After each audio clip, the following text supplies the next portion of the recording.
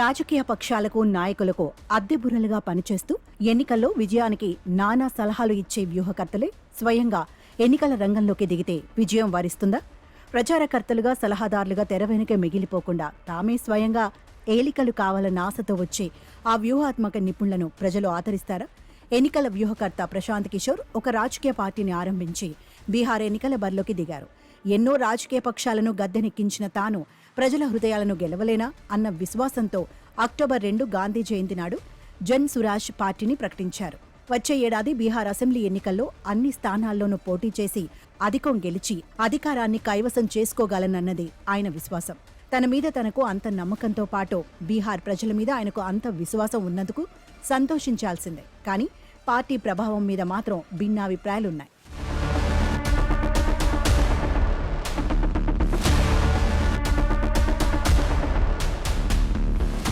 గాంధీ జయంతి నాడు ఆయన మద్య నిషేధం గురించి కాక ఇప్పటికే ఉన్న నిషేధాన్ని తొలగించి మద్యాన్ని ప్రవహింపచేస్తానని ఆయన ప్రకటించాడు.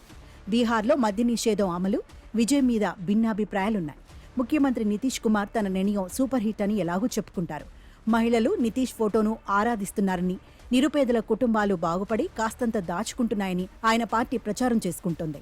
మిగతా రాజకీయ పక్షాలు ఏవో విమర్శలు చేస్తుంటాయి. కానీ నిషేధం అట్టర్ ఫ్లాప్ అయినందున దానిని ఎత్తివేయాలని అనడానికి మాత్రం సంకోచిస్తుంటాయి. ఈ పరిస్థితుల్లో తాను బీహార్లో అధికారంలోకి వచ్చిన పావు గంటలో మద్య నిషేధాన్ని ఎత్తేస్తానని, రాష్ట్రంలో కుప్పకూలిన విద్యారంగాన్ని ఉద్ధరించడానికి ఆ సొమ్మును ఖర్చు చేస్తానని పీకే ప్రకటించారు. మద్యం అమ్మకాల ద్వారా వచ్చే రాబడి ఎంత, విద్యారంగాన్ని బాగు చేయడానికి 5 ఏళ్ల కాలంలో ఎంత కావాలన్న జమా ఖర్చులు ఆయన ప్రజలకు విప్పి చెప్పారు.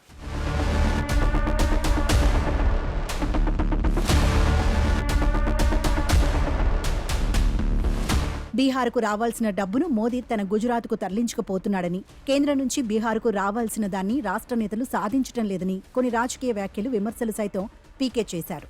ప్రజాకర్షణ వ్యాఖ్యలు, మిగతా పక్షాలపై విమర్శలను అటుంచితే పార్టీ నిర్మాణం, ఎమ్మెల్యేలు, ఎంపీలు తదితర ప్రజాప్రతినిధుల ఎంపిక ప్రక్రియల విషయంలో జన్ సురాజ్ అనుసరించబోయే విధానం భిన్నంగానైతే ఉంది.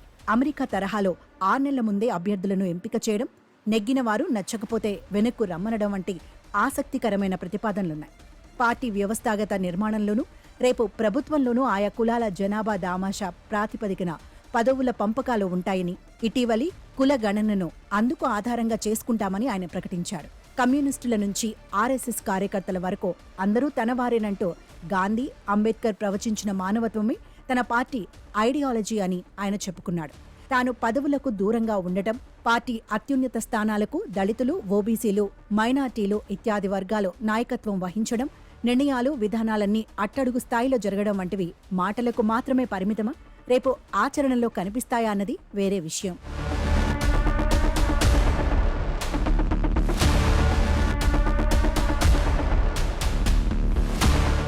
మహాత్ముడు తొలి సత్యాగ్రహాన్ని ఆరంభించిన చంపారణ్ నుంచి ప్రశాంత్ కిషోర్ 2 ఏళ్ల క్రితం తన పాదయాత్ర మొదలుపెట్టి 3000 కిలోమీటర్ల ప్రయాణంలో ప్రజలతో మమేకం కావడమే కాక పార్టీకి పునాదులు కూడా వేసుకున్నాడు. ప్రధానంగా వ్యవసాయ, భూ సంస్కరణలకు కూడా హామీ పడ్డాడు. రాష్ట్రం నుంచి బ్యాంకులకు సమకూరుతున్న దానిలో 4వ వంతు మాత్రమే తిరిగి రుణంగా అందుతున్న తీరును మార్చి రెట్టింపు వ్యాపార, వ్యవసాయ రుణాలు ఎలా తేగలనో కొన్ని లెక్కలు కూడా చెప్పాడు. కాస్తంత పేరున్న రాజకీయ నాయకులు, ఉన్నత స్థాయి మాజీ అధికారులు కొందరు ఇప్పటికైతే ఆయన చుట్టూ చేరిన మాట నిజం. దశాబ్దాలుగా వెనుకబడిన బీహార్ను 1-2 దశాబ్దాల్లో ఉద్ధరించడానికి జేఎస్పీకి నిర్దిష్టమైన ఆచరణ మార్గాలున్నాయని వారంతా చెబుతున్నారు. బీహార్ రాజకీయ రంగంలో మరో పక్షానికి తగినంత జాగా ఉన్నమాట నిజమే, కానీ పీకే అధికారంలోకి రావడం మాత్రం కల్లా అని కొందరు తీసిపారేస్తున్నారు.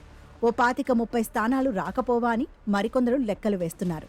ఇంతవరకు ఎంతో మందికి అద్దెబుర్రగా వ్యవహరించిన ప్రశాంత్ కిషోర్ ఆరంభించిన ఈ పొలిటికల్ స్టార్టప్ భవిష్యత్ ఎలా ఉంటుందో చూడాలి.